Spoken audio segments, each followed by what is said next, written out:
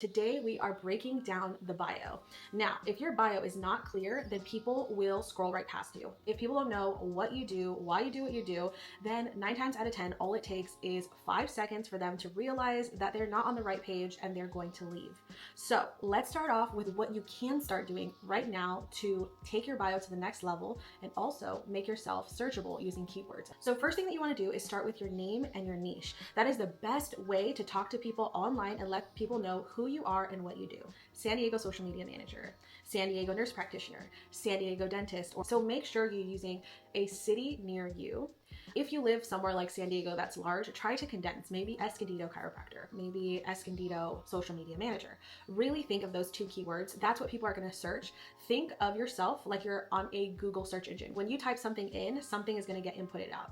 If you are someone that has a business that is located in a specific city, I'm gonna have you add the address. Have a home business, then you wanna add your city in there. You can include your address. I'm gonna give you the 7 steps to complete this. So the first one is you're gonna go to your Instagram profile. You're gonna tap edit profile and you're gonna scroll down to contact option. And underneath business address, you're gonna tap add. You're gonna add in, depending on what you would like to add. Your first one is gonna be your street address. The second one is going to be your city and town. And your third one is gonna be your zip code. Completely optional if you don't wanna share your address, but I highly even recommend just sharing your city and it'll highlight it in that blue. It just makes it easier when someone goes onto your page, boom, it's popping out San Diego, California, or whatever city you're located in. So once you add that, you're gonna click done when you're finished, and then you can go back into edit profile, scroll down and make sure display contact info is toggled on if you want it public. So then you're gonna tap done and again to save all the changes. And that is how you add your location.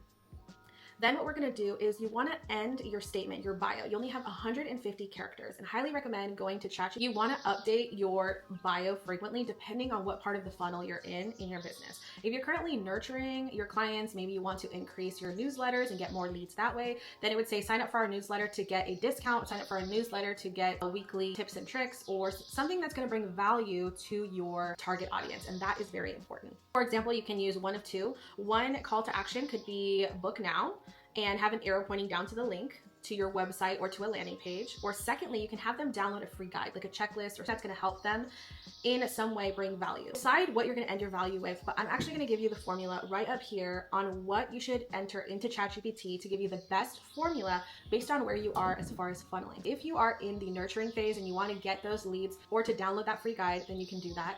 Then you'll add that at the very call to action. I'll have you add the formula that I'll add right above, and that's gonna help you put in, this is my business, this is what we do, this is why we do what we do, and then leave that call to action. Whatever you're asking your viewer to do, that you are following up with whatever it is that you're providing for them. If you want them to make a call, make sure there's a contact form so that way you can reach out to them and give them a call and set up their appointment. And also click the plus because we want you to stay here for this series.